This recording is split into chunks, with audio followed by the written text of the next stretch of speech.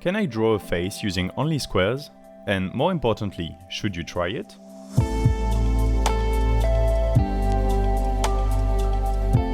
Well, hello there, I'm Detroit.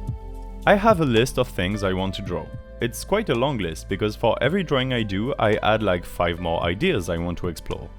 So it's about time I tick them off. One of them being, you read the title, drawing a face using only squares. Now, I know this is a crappy idea. I want to do it nonetheless. Who knows, it might turn out incredibly good. Spoiler alert, since I've already done the drawing, it's not incredibly good. Before I get into the how and why, can you please take 10 seconds to ask me questions in the comments? I want to do a Q&A video soon. If you want to know something, please ask, or else I'll have to answer questions that I wrote myself. And subscribe, cause why not? The way this drawing process is going, I'm looking at a reference portrait I randomly found on the internet. I won't show it because it might bring copyright issues, but the important thing is that I'm using reference. From then, I'm drawing squares. Well, rectangles actually. I was gonna go for only squares, but it's already hard as it is, so I might as well allow myself some leeway. In the same vein, I'm freehand drawing the rectangles. It would take too long and be too much of a hassle to make proper straight line squares. So, it took a while to get into the rhythm of how I wanted to do this. The best way I found was to draw the rectangles on a separate layer using the brown-red color. The rectangle layer is inside a group, and I have a clipping mask applied to the whole group. This way I can color the clipping mask with the gray tone, and this will make a separation between the part of the rectangle that I want to show and the part I don't want. For example, the large rectangle that makes the hair on the right, I only want the right line, so I'll color the rest in gray. After a while, it's a bit hard to see which rectangle is which, so I'm selecting the pixels of each rectangle.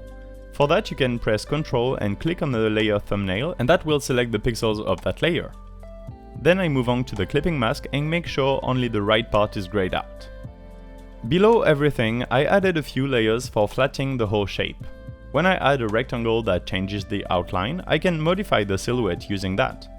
Another few layers, and now I can see the shadow parts of the portrait and the light parts. At first I hadn't planned on doing that, but it was really helpful. I wanted to use only the rectangles and then color fill each shape, but the mess of lines was impossible to read. I think if I wanted to do that whole experiment again, I would change a few things. I would make the line style better, more uniform, take more time to do something really clean. I would also use a few rectangles as construction lines, but draw the features at the last moment. I went too early into eye territory, for example, and the amount of lines was too much. I found the proper workflow for the style a bit too late for my test as well. It's always a bit hard to change styles often like I do, and it sometimes happens that I'm stumped and I don't know how to properly do it the most efficient or the best looking way.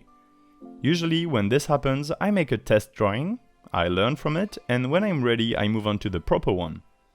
That was the case for my drawing called Queen Bird. I made a video from it a long time ago, but it's one of my favorite artworks.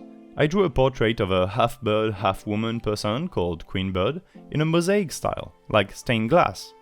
In a way, this is weirdly similar, just more abstract. I like the combination of making curves with straight lines and the likes. But yeah, today I went straight in without preparation. I won't lie, I'm a bit rushed for time to finish this video, which is one of the reasons I'm not making a better version of this, but also I figured it would be nice to show the behind the scenes a bit. On YouTube especially, you only see the great parts of making art. People don't upload their failed attempts, only the good ones. Sometimes it's refreshing to see people not at their best. Everybody makes mistakes, and in a way, this present drawing is a good representation of my art skills. You can judge someone's talent by looking at their portfolio of their best pieces, but seeing the level people are at when they make mistakes is good too. I don't know, that might just be my own opinion. Maybe I am also trying to explain this in too deep when I'm simply looking for excuses for posting a subpar drawing according to my own standards. In any case, it did allow me to tick off one of the prompts on my list. Next time a prompt isn't that good like this one, maybe I'll join a few in one video. Some, I don't know what to expect. Let me give you a quick preview of what I'm thinking of. So I'm reading straight from my list here. Painting over a bathtub picture, drawing Atlantis on top of a real photo. Drawing a fisheye view of a steampunk city. Drawing a plan for a futuristic cycle bike thing. Drawing a rainbow. Like a rainbow, but it's a bow that shoots rain. I don't know, it's just a pun. I also have drawing memes, because why not? I wouldn't know where to start with that one. Then I have lady building. Just lady building. No further explanation on my notes. Right below that I have a prompt that's called Lord of Sleep, for which I don't have an art style idea either. And still below that I have the simple word dust. So that's just a few on the list. As you can see, it's a mess. I don't know which ones you would like to see, or if you have good ideas you can leave a comment and I'll add it to the list. I know the last time I talked about it, the Atlantis in a bathtub one was something you would have liked to see. And don't forget what I told you in the beginning of the video, do also ask me questions in the comments for my future Q&A while I draw video. I hope you enjoyed this sort of behind the scene video. Not every artwork is good, and that's a fact. Subscribe, check out my social media in the description. I'm Detroit, I love you, bye!